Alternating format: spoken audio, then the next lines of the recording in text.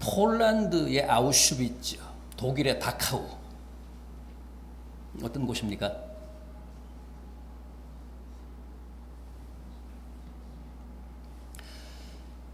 독일 사람들이 가장 감추고 싶어하는 치부가 있는 곳이죠. 저 악명 높았던 유대인 강제 수용소가 있는 곳이잖아요. 우리 집 큰아이가 예리가 다카우에서 태어났는데 히틀러 시대 10년 동안 그 다카우에서 20만 명의 유대인들이 살해됐습니다. 주로 가스실에 몰아넣고 독살을 시켰습니다. 그 시신을 처리하는 과정에서도 그 인체 지방을 추출을 해서 그걸 비누로 만들어서 군대에 보급을 했습니다. 지금도 가면 그 기념관에 그 인체로 만든 비누가 전시가 되어 있습니다. 또 시신에서 금이빨을 뽑아가지고 금괴까지 만들었습니다.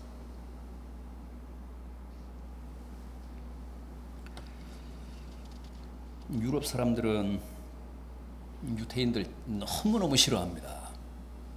우리가 상상할 수 없을 정도로 징그러워합니다. 아니, 오죽하면 뱀과는 같이 자도 유대인들과는 같이 못 자겠다고 그러겠습니까? 히틀러는 유럽인들의 그런 뿌리 깊은 반 유대 감정을 이용을 해서 무려 600만을 살해했잖아요. 지금 이스라엘 사람들이 400만이 조금 넘습니다. 그런데 이 잡듯이 유럽 일대를 뒤져서 유대인들을 색출해서 600만이나 살해를 했습니다. 사실은 히틀러 혼자서는 뭐 그렇게 할 수 없었고 유럽인들이 이제 공모한 거죠. 유럽인들이 다 히틀러에 협조한 겁니다. 그렇다면 그들은 왜 그렇게 유대인들을 미워한 걸까요? 유럽인들의 그 뿌리 깊은 반유대 정서라는 게 뭡니까? 믿거나 말거나 유대인들이 예수님을 죽였기 때문이라고 합니다. 실제 마인 캠프라고 하는 그 히틀러의 자서전, 나의 투쟁이라고 하는 자서전에 보면 주님의 십자가를 얘기하면서 유대인들을 성토하고 저주하고 있습니다.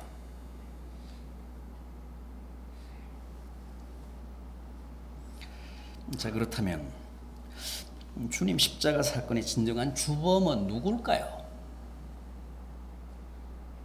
히틀러나 유럽 사람들이 생각하고 있듯이 유대인들입니까? 유대인들이 주님을 십자가에 달아 죽인 겁니까? 아니면 빌라도입니까? 아니면 주님을 배신한 가룟 유다입니까? 아니면 현장에서 주님 십자가형을 집행한 로마 군인들입니까? 누굽니까? 진정한 주범. 다 아니죠.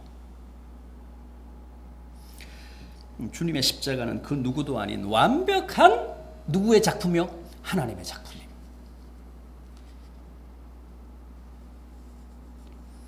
하나님이 당신의 계획대로 당신의 각본대로 한치의 오차도 없이 주님을 십자가에 버리신 겁니다. 하나님이 주님을 십자가에 다신 겁니다. 로마서 5장 6절입니다. 우리가 아직 연약할 때 기약대로 그리스도께서 경건치 않은 자들을 위하여 죽으셨도다. 기약대로 그리스도께서 경건치 않은 우리들을 위해 죽으셨다고 합니다. 그 기약대로라는 말씀 무슨 말씀입니까? 약속대로, 계획대로, 하나님의 각본대로 십자가에 달려 죽으셨다는 거예요.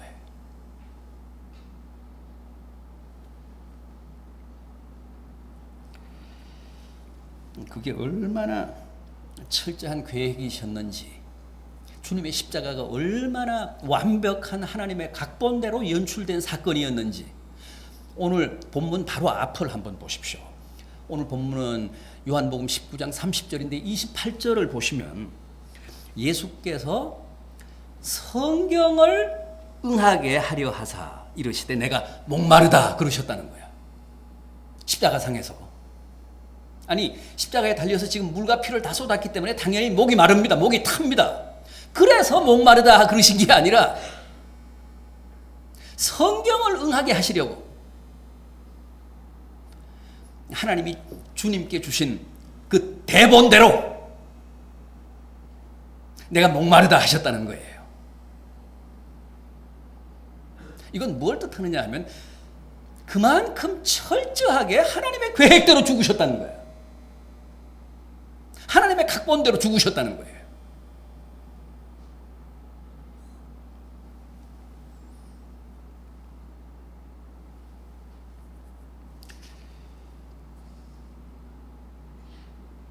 오늘 본문도 그렇습니다. 다 이루었다 하시고 머리를 숙이니 영혼이 떠나가시니라. 보통 사람이 죽을 때요, 숨이 먼저 떨어집니까? 고개가 먼저 떨어집니까? 우리 영화 같은 거 보면 먼저 숨이 떨어지잖아요. 죽으면 자동적으로 고개가 떨어지잖아요. 그런데 오늘 이 본문을 보십시오.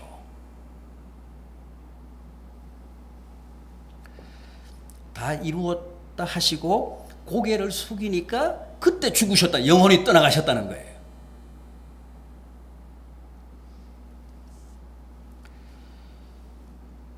주님은 아무런 채비도 없이 불의의 죽음을 당하신 게 아니라 하나님의 계획대로 하나님의 각본대로 죽어주셨다는 뜻입니다. 이제 하나님이 예정하신 시간이 됐어요. 그래서 주님이 고개를 먼저 이렇게 숙이시고 이제 영혼 거두어 가십시오. 제 숨통을 끊어주십시오. 그러셨다는 거예요.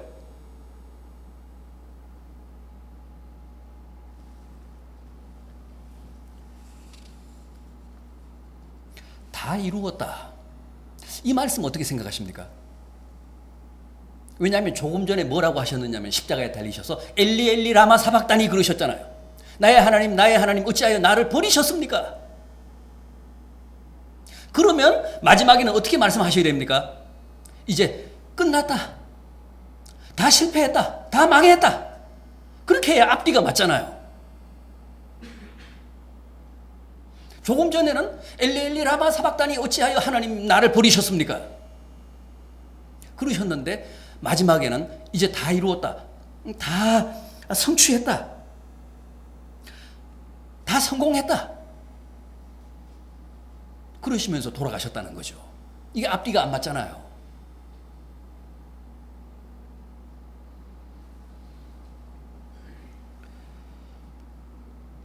따라서 이게 무슨 뜻이냐는 겁니다. 유사일에 가장 비참하게, 가장 처참하게, 가장 끔찍하게 십자가에 달려 마지막 숨을 거두시는 분이 그런 죽음에 걸맞지 않게 다 이루었다니, 뭘 다 이루었다는 거예요? 실패했다고 해야 맞잖아요.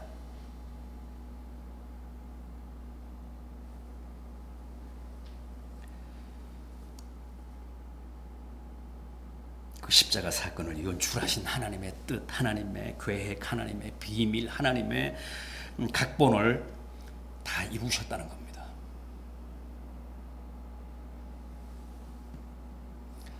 인간 구원, 인간 구속의 프로젝트를 다 이루셨다는 거예요.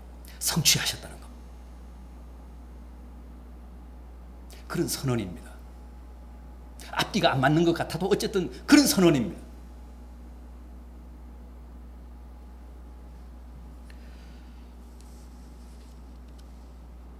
십자가란 가룟 유다의 배신이라는 예기치 못한 변수 때문에 막판에 실패한 사건으로 끝난 게 아니고 완전하고도 완벽하게 하나님의 뜻을 관철한 인간 구원의 대서사시라는 겁니다. 그런 선언입니다.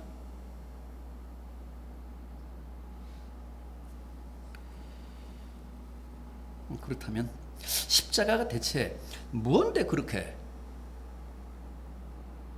인간 구원의 사역을 다 이루셨다는 겁니까?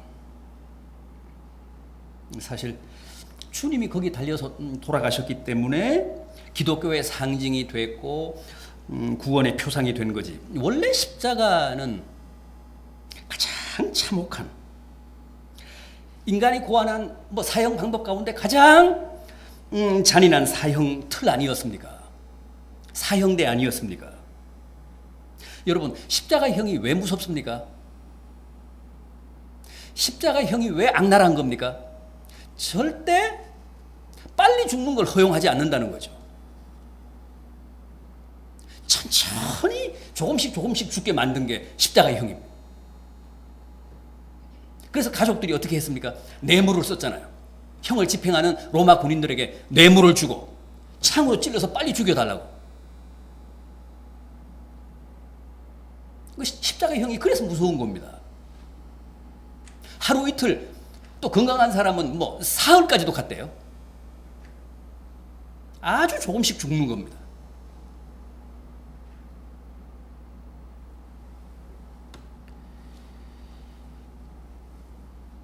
저는 전에 늘 그런 의문이 있었습니다. 아니, 전지전능하시다는 하나님이 어째서 십자가라고 하는 가장 엽기적인 방법으로 우리를 구원하신 걸까?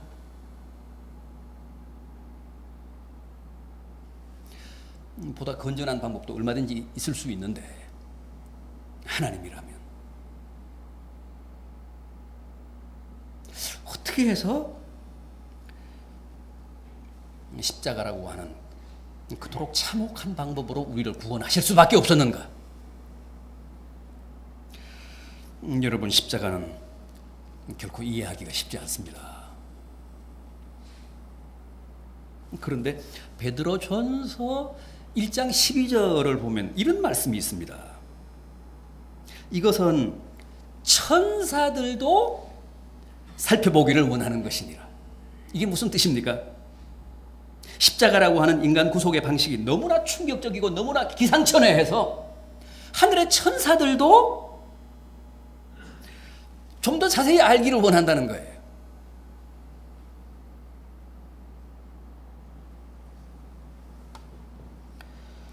자, 그럼 이제 주님이 그 끔찍한 십자가의 죽음을 통해 대체 뭘 다 이루셨다는 것인지, 그리고 하나님은 왜 굳이 십자가를 통해 우리를 구원하실 수밖에 없었는지,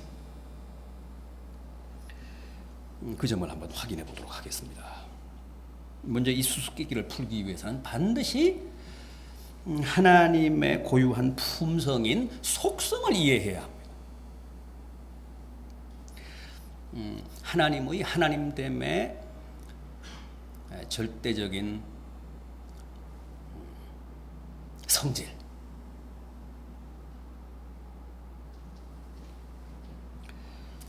그 첫째가 뭡니까? 제가 자주 강조하잖아요. 하나님의 고유한 속성. 첫째, 공의입니다. 절대적으로 공평하고 의로우신 성질, 공의.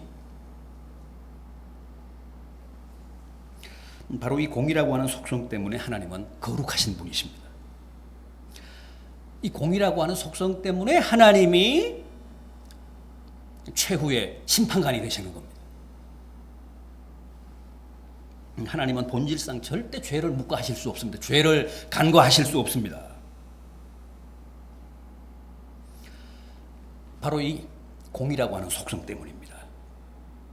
하나님은 죄를 지으면 반드시 그 죄에 상당한 벌을 주셔야 되고, 우리가 선을 행하면 그 선에 상당한 상을 주셔야 하는 분이십니다. 만약 하나님이 그렇게 하시지 않으면 그것은 당신 자신을 범하시는 겁니다. 하나님의 하나님됨을 스스로 파괴하시는 겁니다. 포기하시는 겁니다. 그래서 절대 죄를 그냥 지나치실 수 없습니다. 반드시 벌하셔야 됩니다.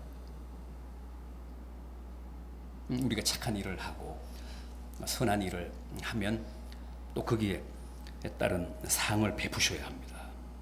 그런데 어쩌면 좋습니까? 성경은 우리 모든 인생들이 다 죄를 범했다고 합니다.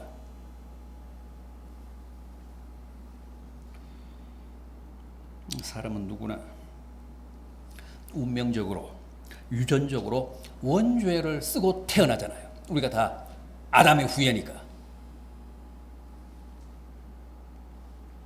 원죄를 쓰고 태어나기 때문에 자범죄를 피할 수 없습니다. 우리는 천상 죄인이죠. 운명적으로, 숙명적으로, 태생적으로 원죄를 쓰고 나니까 죄인이고, 또 원죄를 가지고 태어나기 때문에 불가항력적으로 우리가 살아가면서 스스로 죄를 범합니다. 그걸 우리가 소위 자범죄라고 해요. 스스로 범하는 죄. 그래서 또 죄인입니다. 이 원죄와 자범죄의 이 관계, 이거 운명적입니다.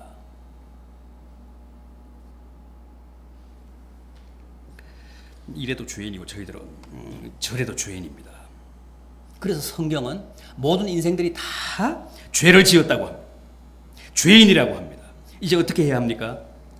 공의로우신 하나님의 심판 앞에서 꼼짝없이 다 처벌을 받아야 합니다. 그런데 하나님께는 이 공의라고 하는 속성 외에도 또 뭐가 있다고요? 사랑이라고 하는 속성이 있다고 했잖아요. 하나님의 사랑. 이것도 공의만큼이나 절대적인 하나님의 속성입니다.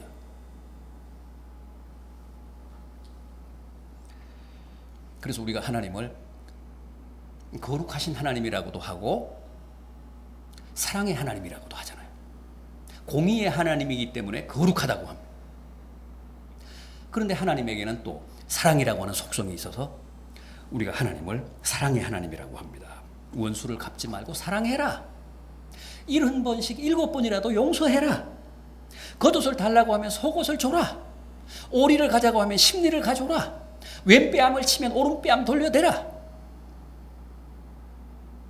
이게 다 하나님의 사랑이잖아요.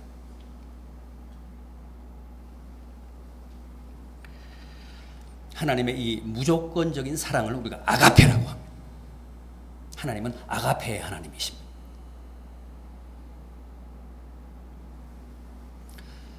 하나님이 용서하지 못할 죄는 없습니다. 이게 하나님의 사랑이라고 하는 속성입니다. 그러니까 공의와 사랑은 아주 이질적입니다. 대립적입니다. 서로 대비됩니다.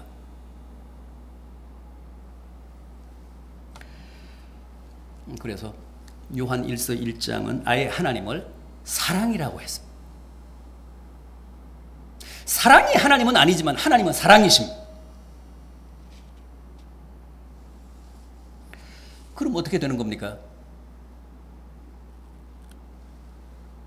공의를 내세워서 모든 죄인들을 심판하시려고 하니까 사랑이라고 하는 속성에 걸리잖아요. 사랑이라고 하는 속성을 발동해서 모든 죄인들을 용서하려고 하니까 절대 죄는 용서해서는 안 된다는 공의라고 하는 속성에 걸리잖아요. 이게 소위 하나님의 딜레마입니다. 어떻게 해야 합니까? 그런데 하나님께는 공의와 사랑이라고 하는 속성 외에 제3의 속성이 있는데 그게 뭐라고요? 지혜라고 했습니다. 그리고 그 지혜라고 하는 속성에서 뭐가 착상이 됐다고요? 십자가가 착상이 됐습니다.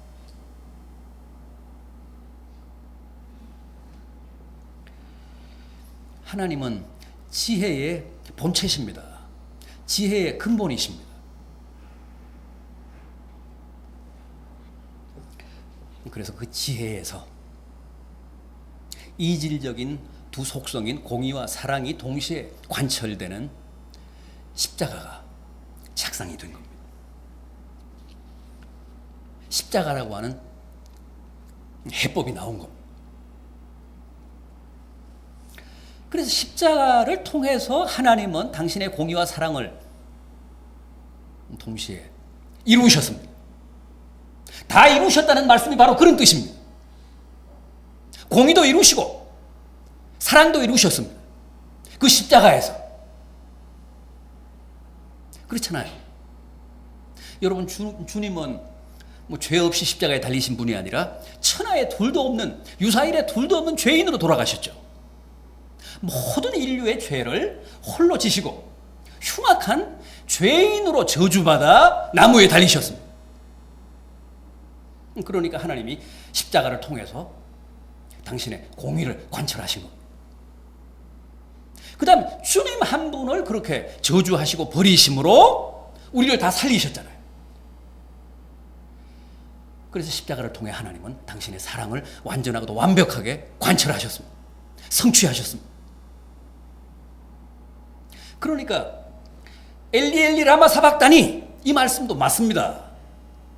우리의 죄를 응징하시기 위해 주님 한 분을 십자가에 달아서 하나님이 가장 참혹하게 심판하셨잖아요. 버리셨습니다. 저주하셨습니다. 과장이 아니라 하나님이 주님을 버리신 겁니다. 그 다음에 마지막으로 다 이루었다, 그 말씀도 맞습니다. 십자가를 통해서 하나님이 당신의 공의와 당신의 사랑을 손톱만큼의 손상도 없이 다 이루셨습니다. 다 관철하셨습니다. 주님 한 분을 죽임으로, 주님 한 분을 심판하심으로 우리를 다 살렸으니까 사랑을 관철하신 겁니다. 그 사실을 장엄하게 선포하신 말씀이 다 이루었답니다. 다 이루신 거예요. 완벽하게 성취하신 겁니다. 십자가를 통해 하나님의 그 칼 같은 공의와 한도 끝도 없는 사랑을 관철하셨습니다. 완벽하게 성취하셨습니다. 얼핏 보면 엘리 엘리 라마 사박다니와 다 이루었다는 말씀은 앞뒤가 안 맞습니다. 그러나 맞습니다. 그게 진리입니다.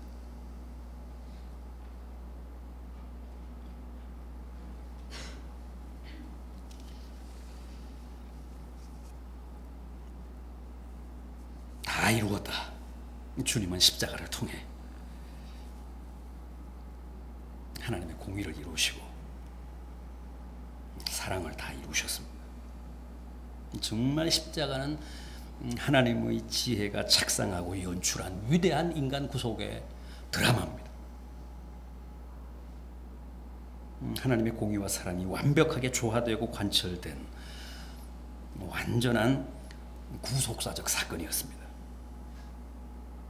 이 사실 때문에 바울이 뭐라고 고백했습니까? 나는 십자가를 부끄러워하지 않는다. 나는 십자가 외에는 아무것도 알지 않겠노라. 나는 십자가 외에는 아무것도 자랑하지 않겠노라. 나는 십자가 외에는 아무것도 전하지 않겠노라. 이게 바울의 고백입니다. 십자가를 부끄러워하지 않는다. 십자가 외에는 아무것도 알고 싶지 않다. 십자가만을 자랑하겠다. 십자가만을 전하겠다. 여러분, 이게 어찌 바울만의 고백이고 바울만의 다짐이어야겠습니까? 그야말로 오늘 우리들의 고백, 오늘 우리들의 다짐, 오늘 우리들의 결단이어야 합니다. 십자가를 자랑스러워하십시오. 십자가에 대해 무한히 감사하십시오. 십자가를 전하십시오. 오늘이 종료주일, 금주 한 주간이 고난주간입니다. 더 십자가를 사랑하십시오. 십자가 가까이 더 다가오십시오. 십자가의 은혜와 은총이 여러분 개인과 여러분 가정에 충만하기를 진심으로 기원합니다.